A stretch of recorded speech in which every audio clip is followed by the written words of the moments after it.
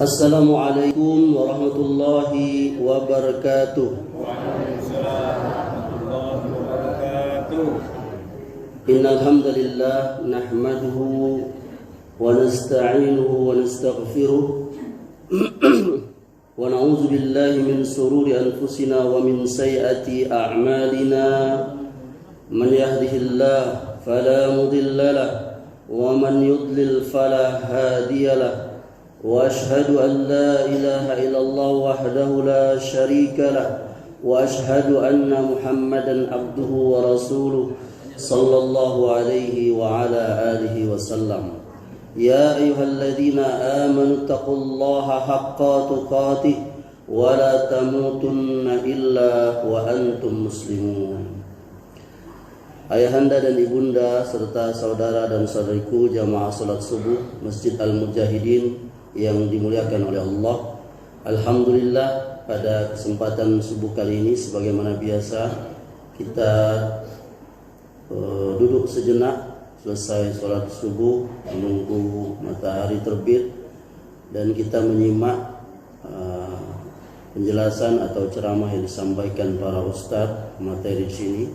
Semoga Allah Subhanahu wa taala memberikan tambahan ilmu dan ini menjadi amal soleh yang Allah balas dengan surga. Amin ya rabbal alamin. Ayahanda dan ibunda serta saudara dan saudariku yang dimuliakan Allah, tema kita pada kesempatan subuh kali ini adalah beriman kepada malaikat. Kita sudah mengetahui bahwa rukun iman itu ada 6. Para ulama dari Al-Quran dan Sunnah menjelaskan kepada kita, dan salah satunya adalah rukun iman yang kedua itu adalah beriman kepada malaikat. Sekali lagi, beriman kepada malaikat adalah salah satu rukun iman, bagian akidah dari agama kita, yakni agama Islam.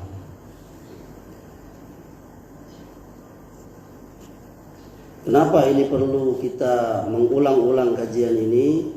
Karena barangkali sebagian manusia telah salah faham. Sebagian mereka menganggap bahwa malaikat itu hanya anasir-anasir saja, perasaan-perasaan saja, bukan berbentuk makhluk. Jadi tidak ada malaikat itu menurut mereka. Ya, sebagiannya menafsirkan malaikat itu bisa sekendaknya saja, seperti aliran sesat yang pernah ada itu, yakni Lia Eden dan keluarga besarnya itu. Dia punya pemahaman anaknya itu yang laki-laki itu yakni Jibril, ya kan? Ya kan? Dia mengaku kalau Lia Edennya Maryam, sementara anaknya itu Jibril. Subhanallah, ini perkara yang besar, menyangkut akidah, dan ulama telah menetapkan bahwa Lia Eden dan ajarannya Salamullah itu sesat dan menyesatkan. Oleh karenanya perlu kita mengetahui hal ini secara sebenarnya, walaupun dalam barangkali waktu yang sangat singkat ini. Tapi insya Allah ini memberikan pemahaman kepada kita agar kita dapat memahami dengan benar hakikat dari keimanan kepada para malaikat itu. Allah Subhanahu wa taala di dalam kitabnya yang mulia telah menjelaskan hal yang berkaitan dengan beberapa rukun Islam dan rukun iman. Termasuk di dalamnya beriman kepada malaikat. Allah berfirman, "Laisal birra an tuwallu wujuhakum qibalal masyriq wal maghrib, walakinnal birra man amana billahi wal yaumil akhir wal malaikati wal kitabi wan nabiyyin. Hadapkanlah wajah kalian ke arah timur dan barat, dan itu bukan suatu kebajikan. Namun kata Allah, kebajikan itu ialah beriman kepada Allah, hari akhir atau hari kemudian, para malaikat, kitab-kitab, dan para nabi. Di ayat ini dengan tegas Allah Subhanahu wa taala memasukkan keimanan kepada malaikat-malaikat itu adalah bagian daripada rukun iman. Ya. Kemudian di dalam hadis sabda Nabi sallallahu alaihi wasallam sebagaimana yang kita tahu dalam sebuah hadis yang panjang yang diriwayatkan dari sahabat Umar bin Khattab radhiyallahu anhu tentang iman, apa itu iman, apa itu Islam, apa itu ihsan. Ketika itu Nabi SAW sedang duduk-duduk bersama banyak para sahabat. Lalu datang seorang laki-laki berpakaian putih-putih. Lalu dia duduk tepat di muka Nabi. Bahkan dia menyentuh, kakinya bersentuhan lututnya dengan lutut Nabi. Ya. Lalu dia bertanya kepada Nabi sallallahu alaihi wasallam, apa itu iman? Apa itu Islam? Ya. Apa itu ihsan? Maka dia yang menjawab juga. Lalu dia jelaskan bahwa iman itu adalah engkau beriman kepada Allah, malaikat-malaikat, kitab-kitab, rasul-rasul, hari kiamat, dan engkau beriman kepada qada dan qadar, takdir yang baik maupun takdir yang buruk. Apa itu Islam? Antashhadu, engkau bersaksi bahwa tiada ilah yang berhak diibadahi dengan benar kecuali Allah, dan engkau mengakui bahwa Muhammad itu utusan Allah. Engkau mendirikan solat, membayar zakat, saum di bulan Ramadan, dan pergi haji bagi yang mampu. Apa itu ihsan? Engkau menyembah Allah seolah-olah engkau melihatnya, dan apabila engkau tidak melihatnya, ketahuilah bahwa Allah melihatmu. Subhanallah. Lalu dia pergi, dan para sahabat bertanya, ya. Lalu Nabi mengatakan bahwa yang laki-laki barusan yang datang itu adalah Jibril. Dia sedang mengajari kalian tentang pokok-pokok agama itu. Dari sini kita mengetahui cukup dua dalil tadi ya. Tentu kalau kita bacakan dalil banyak sekali, tapi cukup satu ayat dan satu hadis tadi. Oleh karenanya sekali lagi beriman kepada malaikat itu adalah salah satu rukun dari akidah atau keimanan seorang mukmin. Dan barang siapa yang meragukannya, dengan pasti setelah dia diberi pemahaman, maka dia sesat bahkan kufur.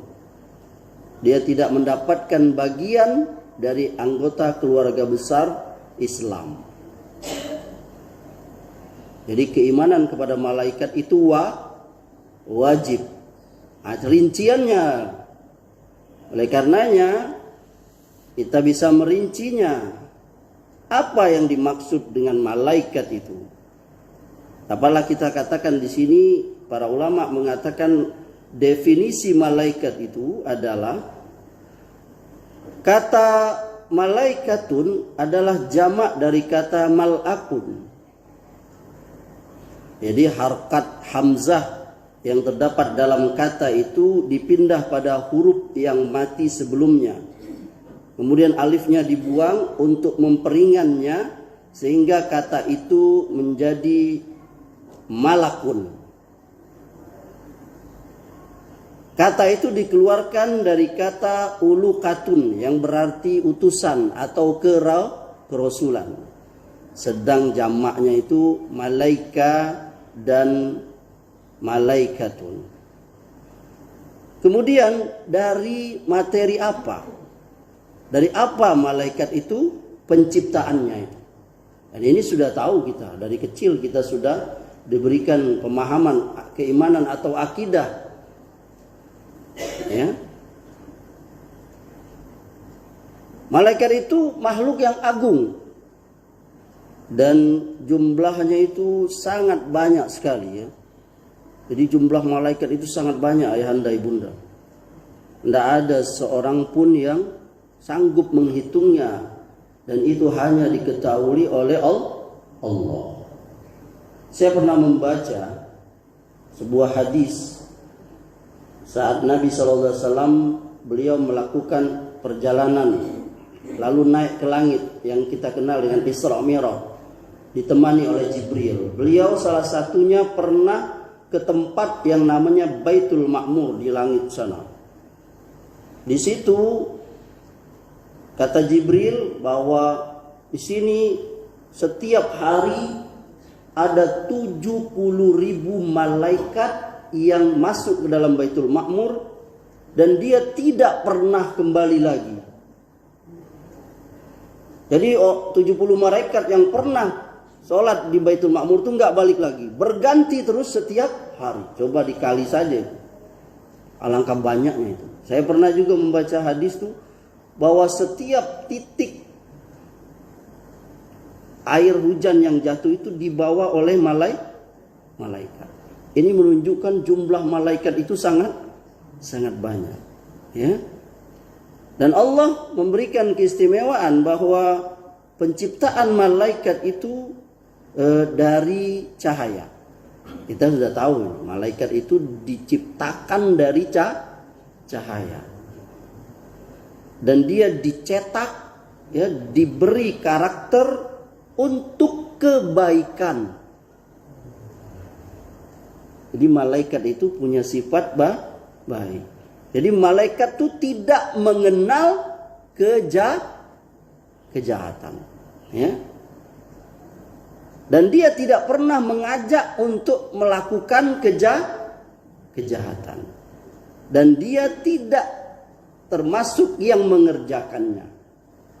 Berbeda dengan manusia dan jin.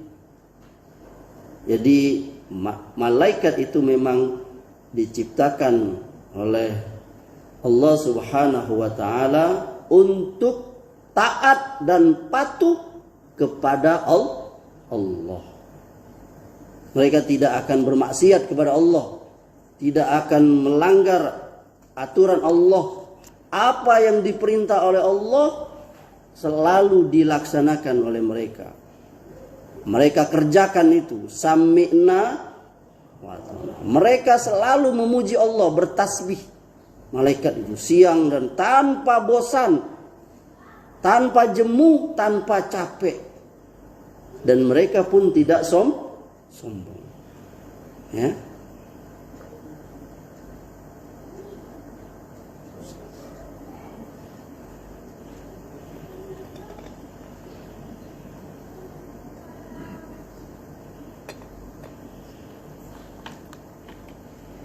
Ya, jazakallah. Ya. Dan Rasulullah SAW juga jamaah, beliau pernah menjelaskan tentang hal ini. Apa kata beliau?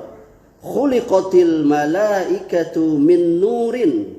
Malaikat itu diciptakan dari nur, dari cahaya. Wa khuliqal jannun min marijim min narin. Dan jin itu diciptakan dari nyala api. Wa khuliqal adamu mimma wusifa lakum. dan Adam itu diciptakan yang disifatkan kepada kalian. Ya. Jadi malaikat itu diciptakan dari cahaya. Berbeda dengan kita. Dan malaikat sebagaimana yang kita ketahui, mereka tidak mempunyai nafsu, mereka tidak butuh yang namanya makan dan minum. Nanti akan kita jelaskan. Berbeda dengan kita, butuh makan dan minum. Apalagi saya butuh minum. Maka saya minum dulu, Ayanda. Ayanda minum, silakan.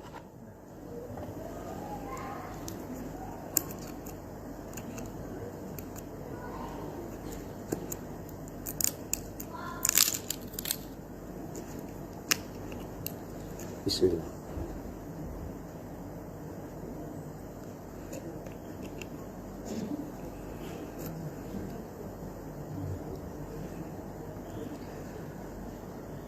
Ayahanda dan ibunda serta saudara dan saudariku jamaah subuh yang dimuliakan oleh Allah. Lalu bagaimana keutamaan malaikat itu? Ya.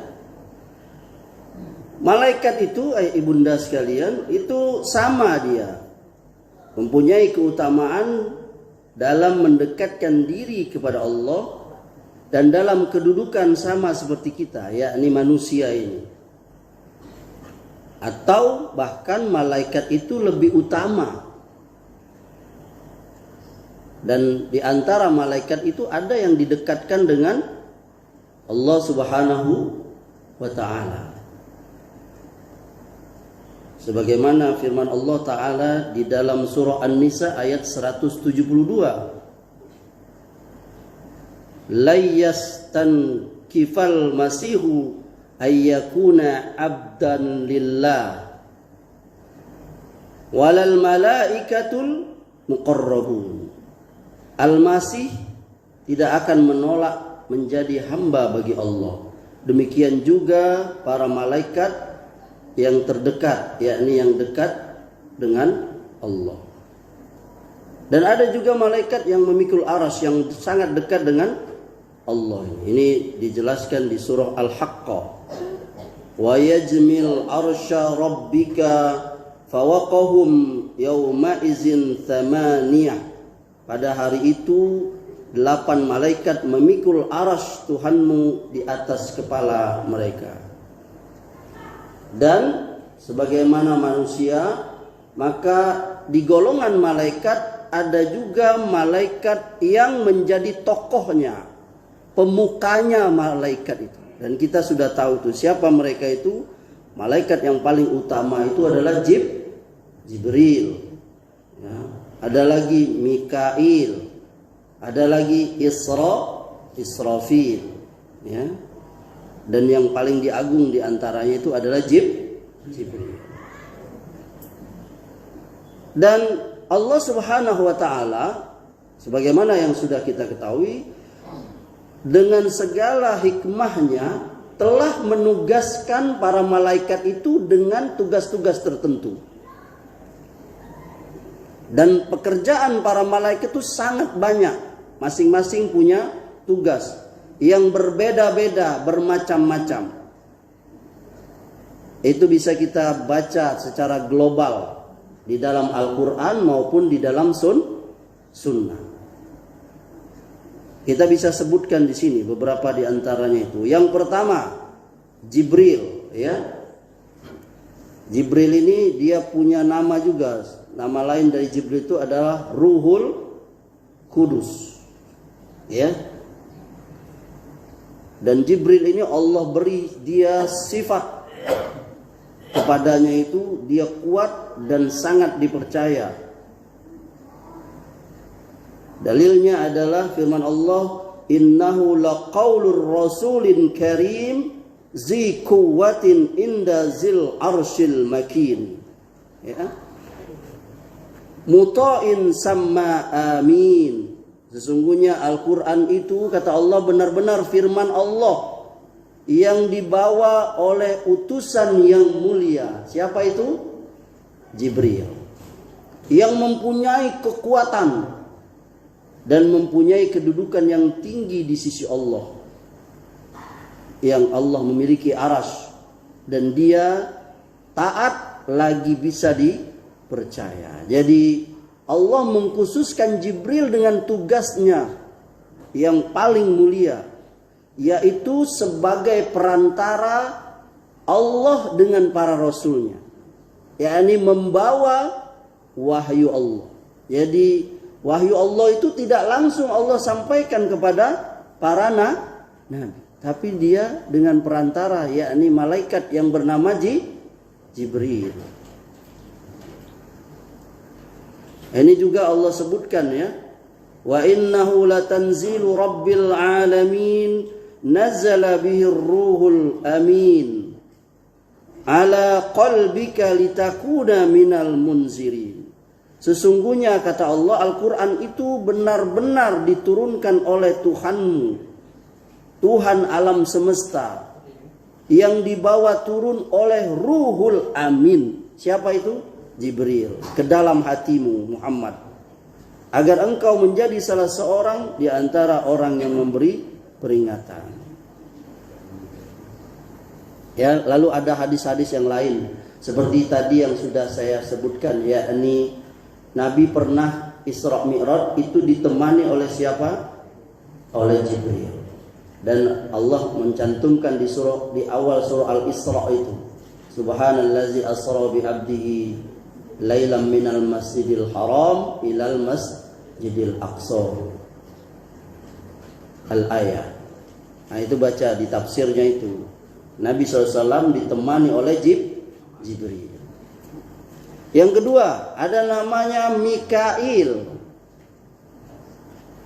Nah, tugasnya ini sebagaimana yang dijelaskan para ulama dari dalil-dalil itu, dia menjaga hujan, menurunkan hujan dan tumbuh-tumbuhan, itu atas perintah Allah. Nah, kita kemarin berapa lama nggak hujan ya kan? Lalu sehari atau 2 hari yang lalu tuh ya Anda, cuaca dingin sekali. Saya juga merasa dingin.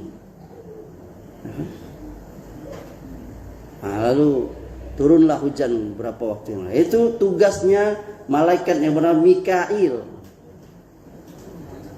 Lalu ada yang ketiga, ada namanya Israfil. Nah, ini kita udah tahu pelajaran dari kecil. Siapa nama malaikat yang meniup sangkakala? Israfil. Ini ada ditegaskan di dalam Al-Quran dan juga di dalam hadis Nabi SAW. Meniup trompet. Bahkan dalam riwayat itu Israfil itu sudah bersiap dengan trompetnya itu. Dan matanya itu melihat ke arsy. Dia menunggu perintah dari Allah.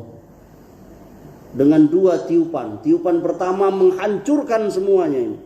Tiupan yang kedua menghidupkan kembali. Subhanallah, alangkah besarnya tugas, mulianya tugas Israfil itu. Yang keempat, malaikat maut. Nah, biasa kita kenal dengan namanya siapa? Israel. Tapi ulama berbeda ini. Ada yang mengatakan nama itu ada yang mengatakan tidak. Itu nama yang dibuat oleh dari Bani Israel, cerita Israiliyat. Saya tidak berani mengiyakan, tidakkan juga. Tapi yang betul adalah Malakatul Maut. Ya, dan ini tugasnya itu mencabut apa? Nyawa. Mau ketemu malaikat mau? Ibunda mau?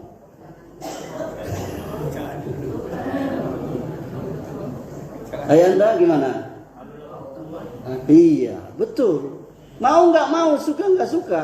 Kalau sudah waktunya, pasti kita siap dijemput oleh malaikat mau. Malaikatul maut. Kan kisahnya pernah saya sampaikan. Satu ketika ada Nabi Sulaiman lagi berkumpul sama kawan-kawannya. Ada seorang temannya itu, lalu datang laki-laki asing. Laki-laki asing itu melihatin aja temannya Nabi Sulaiman. Lalu temannya Nabi Sulaiman ini takut dianya. Siapa itu laki-laki ngikatin saya? Ngikatin saya apa? Takut dia. Saking takutnya itu dia berkata kepada Sulaiman, aku takut dengan laki-laki itu. Coba aku ingin pergi ke India. Nabi Sulaiman kan di Baitul Maqdis. Kalau sekarang ini di Palestina, Masjid Aqsa itu kan ada Salomon kalau orang di luar Nasrani. Dinding ratapan itu kan kerajaannya Sulaiman, Haikal Sulaiman dulu. Lalu karena Sulaiman ini raja yang sangat hebat, dia punya pasukan angin. Sebentar aja suruh angin naik sejadah pergi langsung sampai ke India. Lalu ditanya oleh orang asing tadi, mana kawan kau tadi? Kurang lebih seperti itulah bahasa saya. Mana kawan kau tadi? Man? Sulaiman. Ada yang nama Sulaiman sini? Innalillahi. Sulaiman, ya kan? Mana kawan kau tadi? Kata Nabi Sulaiman, dia tadi sudah pergi sampai ke India. Apa kata jawaban laki-laki tadi? Baguslah, karena memang aku disuruh oleh Allah untuk mencabut nyawanya di mana? Di India itu. Jadi ternyata laki-laki itu malaikat maut. Jadi siapapun dia pasti itu. Wa matadrin nafsum maza taksibu ghadan wa matadrin nafsum bi ayyin ardin tamut. Seseorang tidak tahu apa yang akan dia kerjakan besok dengan pasti, dan seseorang tidak tahu di mana dia mati. Dan pasti itu. Jadi setiap kita pasti akan bertemu dengan malaikat yang namanya siapa? Malakatul Maut atau Israel kalau orang biasa.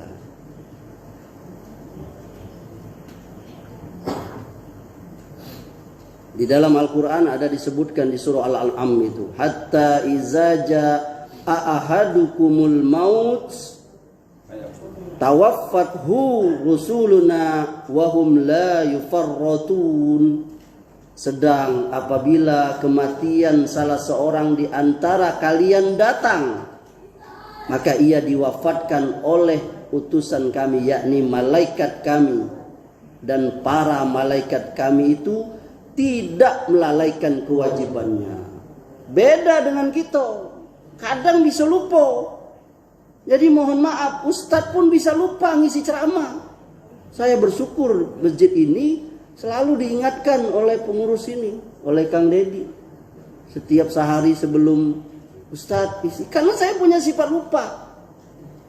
Beda dengan malaikat, apalagi malaikat maut.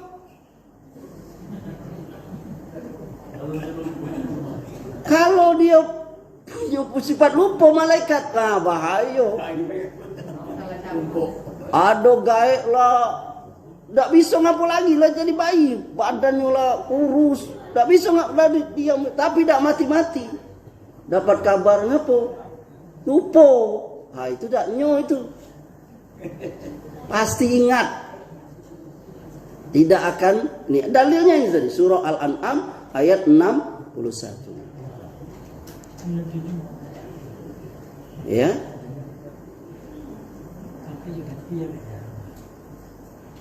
Kemudian ada lagi malaikat pembawa arsy.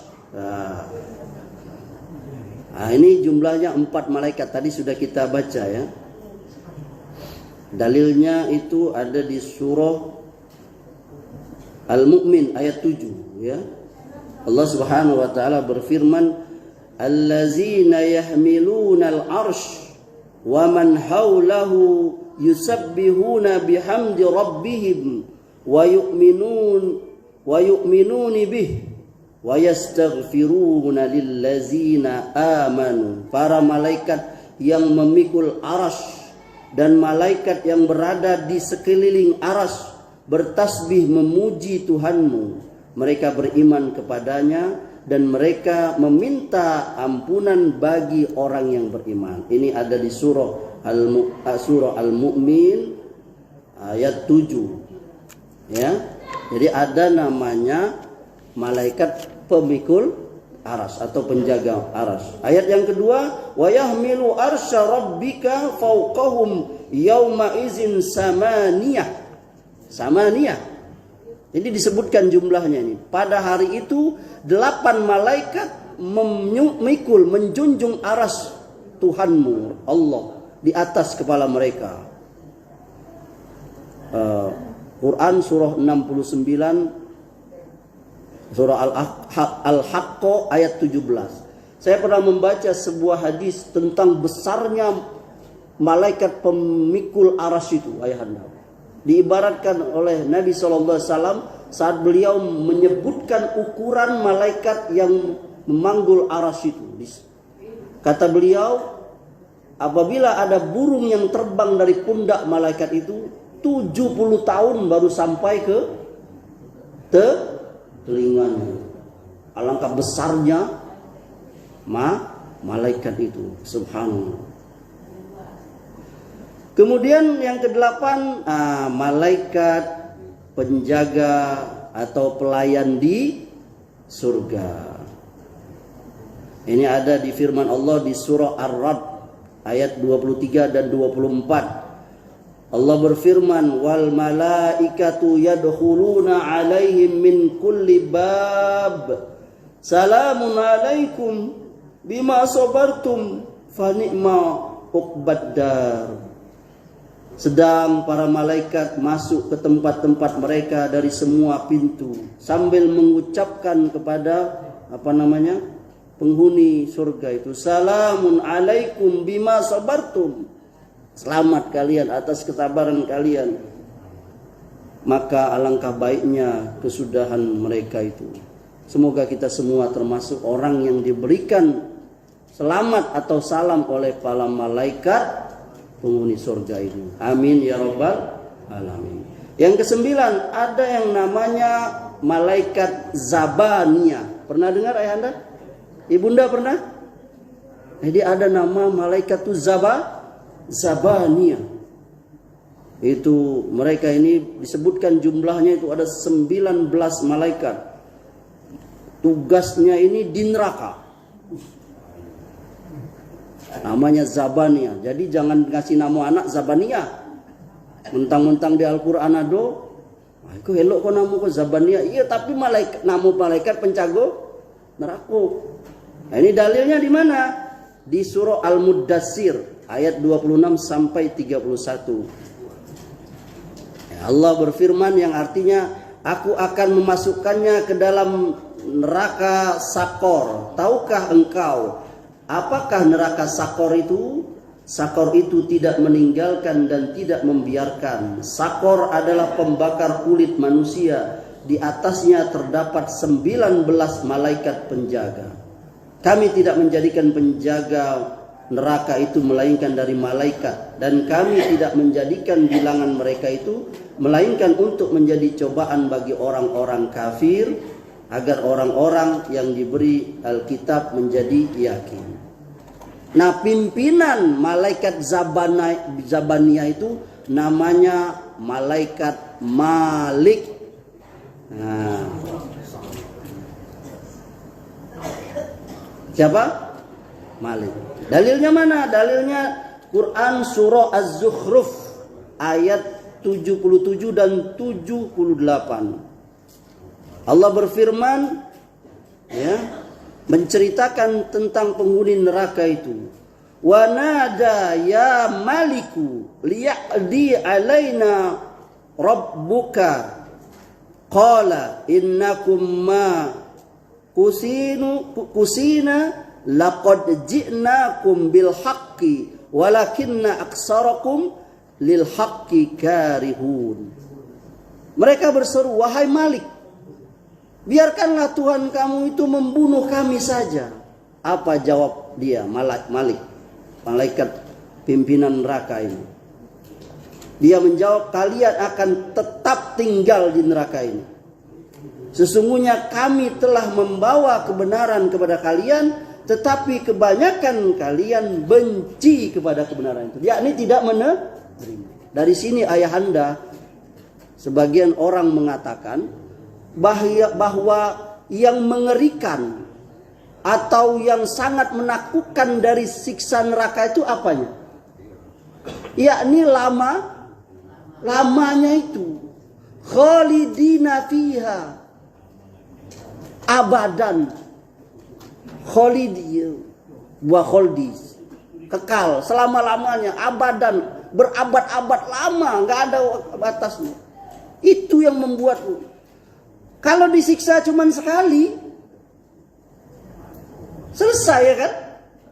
Yang membuat orang di neraka itu tersiksa karena selama-lamanya. Sebaliknya, kenapa surga itu enak? Karena selama-lamanya. Kita di dunia ini juga ada merasa nikmat kan? Sekali-sekali kan? Makan nikmat. Tapi kan nggak selamanya. Makan nikmat tuh sesekali. Nah beda dengan surga. Surga itu nikmatnya selama-lamanya. Terus menerus. Itulah